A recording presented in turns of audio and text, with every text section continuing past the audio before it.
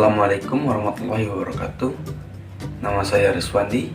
Saya di sini akan menjelaskan beberapa definisian dari izhar, idgham, ikhfa, iqlab, dan mad beserta contoh dan macam-macamnya.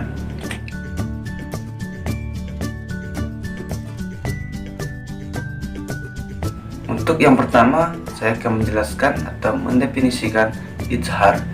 Izhar secara bahasa adalah artinya tegas, dan untuk secara istilah apabila nun sukun atau tanwin bertemu dengan salah satu huruf halki, maka hukum bacaannya adalah jelas atau tegas. Izhar juga disebut halkiyah karena huruf-hurufnya di dalam tenggorokan. Izhar berjumlah 6 huruf, yaitu alif, ha, kha, ain, ghain, dan ha. Contoh ayat dari izhar adalah man amana, yaitu nun bertemu alif.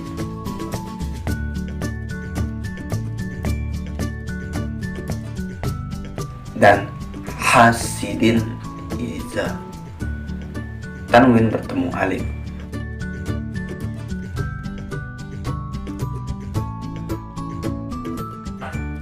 Yang kedua adalah idgham. Secara bahasa artinya memasukkan atau meleburkan.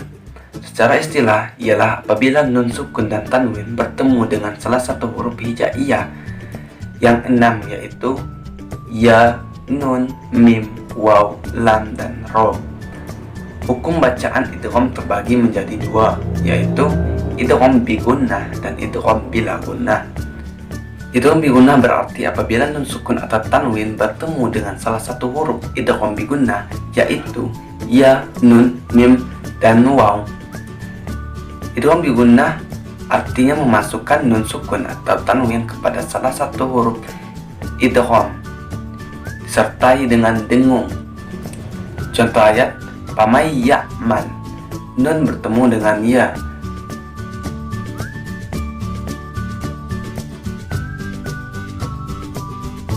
Contoh yang kedua adalah khayrayyarah, tanwin bertemu ya.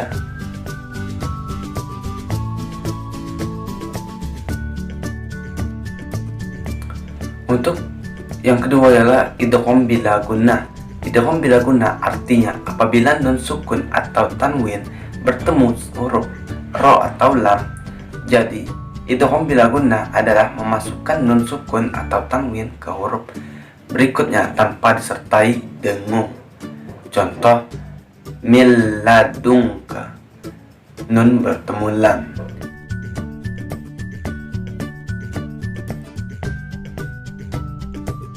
Dan yang kedua khairul laka, tanwin bertemu dengan lam.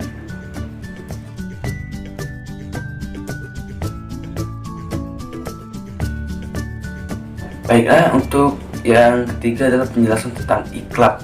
Iqlab secara bahasa adalah pindahnya sesuatu dari asalnya menurut istilah, mengubah atau mengganti huruf nun sukun atau tanwin menjadi mim sukun, lalu disembunyikan ke dalam huruf ba yang berbaris disertai dengan dengung.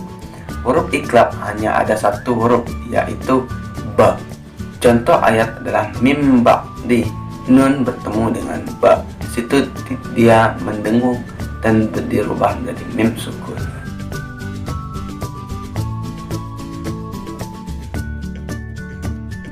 Yang keempat adalah ikhfa. Ikhfa adalah bacaan yang samar.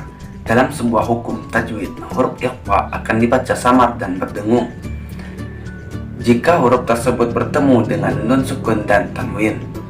Jumlah huruf ikhfa sendiri ada 15. Huruf tersebut tidak lain yaitu ta, sa, ja, da, za, zal, zai, sin, sim, sod, dot, to, zo, fa, hop, kaf. Hurufnya ada 15. Dan untuk contoh ayat yaitu wa antum, nun bertemu dengan ta.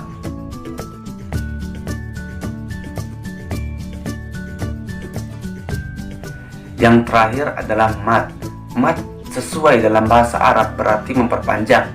dan menambah. Sedangkan dalam istilah, mat adalah memperpanjang suatu dengan salah satu huruf dari huruf mat yang asli.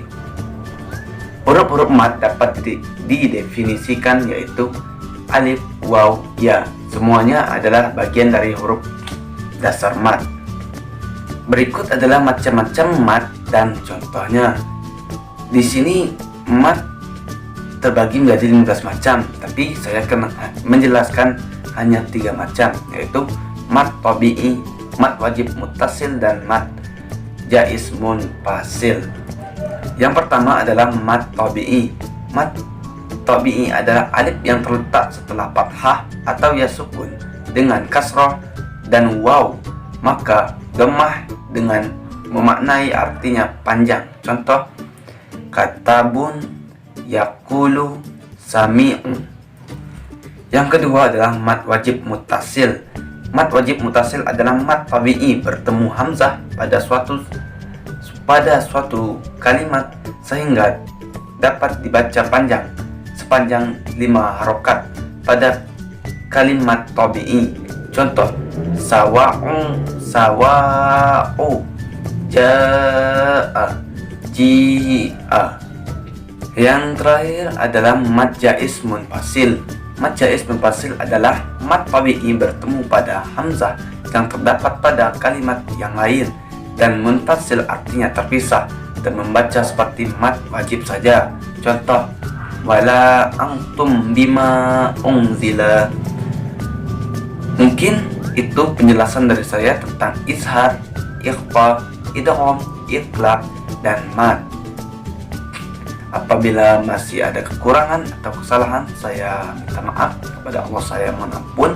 Di sini saya sedang belajar dan sedang mengasah potensial saya. Saya ucapkan terima kasih kepada Allah, saya mohon ampun. Wassalamualaikum warahmatullahi wabarakatuh.